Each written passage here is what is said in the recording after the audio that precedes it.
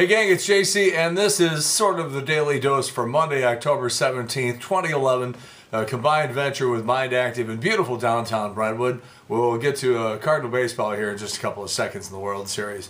Archives top of the page, we have our eye candy feature along the bottom, and I am beat.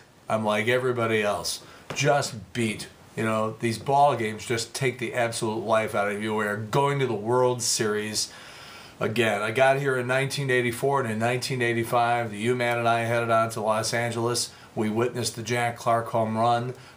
Since then, just the spring training trips. I ran into John going into the ballpark the other night. We stood there and reminisced for about 10 or 15 minutes about all the amazing trips, the combination of the spring training trips and the postseason baseball trips, of which there have been many.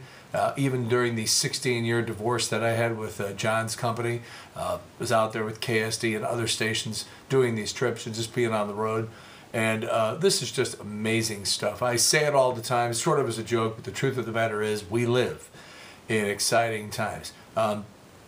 Not a complaint by any stretch of the imagination, but I want you to know how hard we've been working on all of this stuff. You know, it's 2 shows a day. If I told you all the work we were doing, you wouldn't even believe it. But it does require a tremendous effort to be able to do those shows from Hooters and then over to the ballpark for 2 or 3 hours to sort of gather sound bites, talk to coaches and players and other media, sort of see what's going on, take the temperature of the team, just try to make observations about what we see, and then come back running over and do the broadcast from 6 until 7 o'clock, and then start and then come home, you know, go to the game, and then come home and dub off the highlights and do the research so that you know what you're talking about in terms of the statistical analysis. Do all this stuff we do on the internet, plus I'm Twittering now, STLJC Corcoran. That's STLJC Corcoran on Twitter. And then turn right around and do it all over again. Making all these plans for all these broadcasts and everything is a very, very exhausting experience. Not complaining.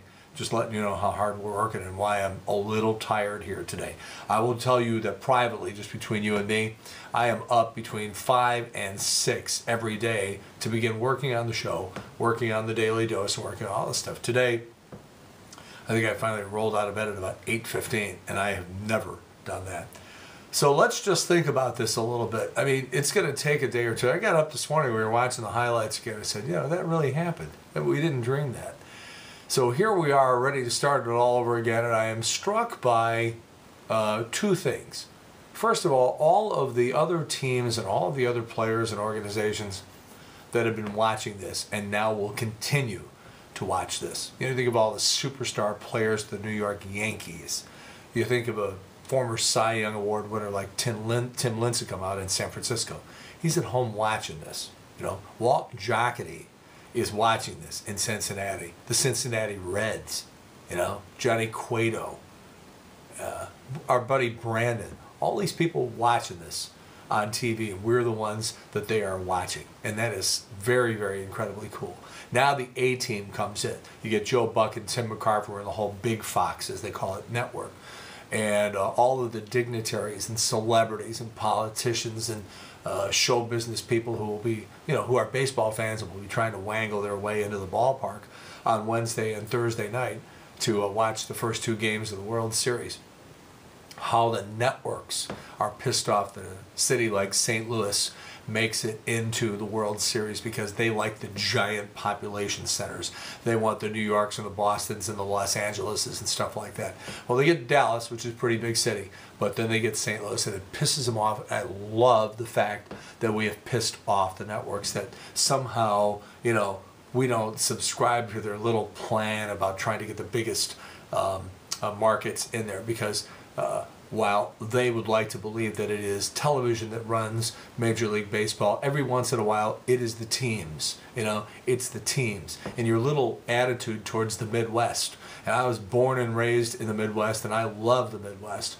And the idea that we are considered flyover states, that's what they call us, flyover states, as they're going back and forth from New York to LA or Boston to New York to LA. We're flyover states. I love the fact that this doesn't really please them. You know why?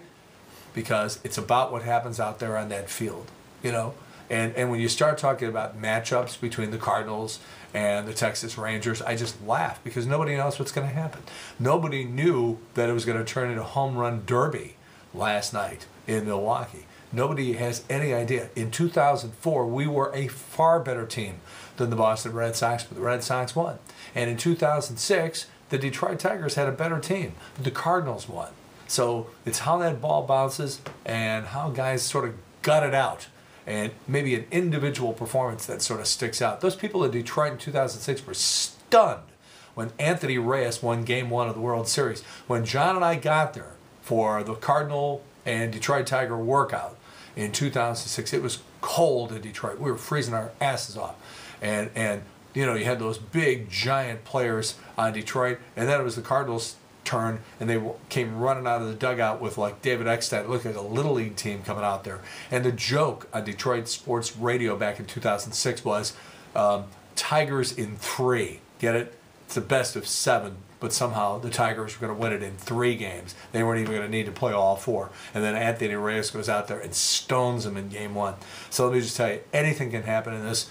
The matchups, throw them out the window, because once that game starts, that ball starts bouncing, you know, and a pitcher leaves a pitch up, and then the guy on deck thinks, I was pretty intimidated by this pitcher, but I just saw this guy whack at 400 feet. I think I got a shot against him, and now he's up there with confidence. There are so many intangibles when you start talking about postseason play.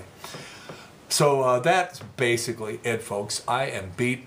We're going to just ease back here for a day or two and then get ready to go back at it on Wednesday. Trish and I back in the studio for a couple of days here for the first time in a while. It's going to be interesting to see what that feels like to be back in the studio.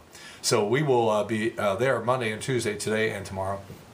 And then back out doing live shows. We will let you know the location and the times and everything like that. In the meantime, results from Friday's Rock and Roll poll question: how often is there a fight in your home about how much sports is being watched on TV? We blew off the Rams game yesterday. I predicted a final score 59-6. They ended up, you know, it wasn't as much of a cream job as I thought, but it was still convincing. Hardly ever. Number one answer, 83%. When I see stuff like this, it just reminds me how completely screwed up my first marriage was. 83% of you hardly ever have any fight. Number two answer, once in a while, and only 5%, oh brother, don't even get me started. All right, today's Rock and Roll poll question: what's the best way to watch a World Series game on TV? A, alone or with a very small group so you can hear and see everything. B, with a large group, lots of food and drinks and hooting and hollering. Or C, at a sports bar. Please answer in the corner. We'll have results for you throughout the course of the day, and of course, tomorrow morning here on the Daily Dose. Just a couple of quick birthdays. My hero, Mike Judge, who made Office Space. This is a movie that I've probably seen probably 30, 35 times. And we had such a thrill having David Koechner, who played Champ, the sports guy, in Office Space. He's been in so many other good movies, Talladega Nights. And he's the nicest guy in the world. We had him on the air for a half an hour on Friday. Big thanks to David Koechner, who was in town over the weekend. And by the way, this is the anniversary back in 1989 of the earthquake that struck San Francisco right during the opening sequence, the opening moments of the World Series between the Oakland A's and the San Francisco Giants. 7-1 on the Richter scale, 100,000 buildings destroyed, 67 people killed.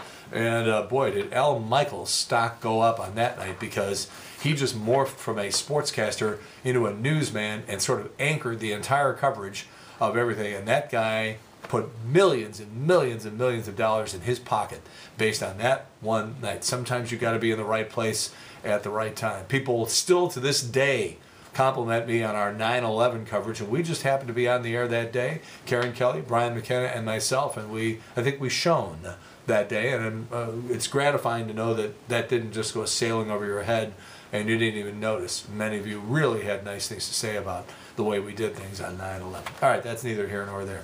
The official World Series Gold Embossed Baseball. Take a look at it. We get to play with that ball, and nobody else but us and the Texas Rangers get to play with that ball. They have to watch us for the next week, and I just love that. It's our eye candy feature. Have a look. All right.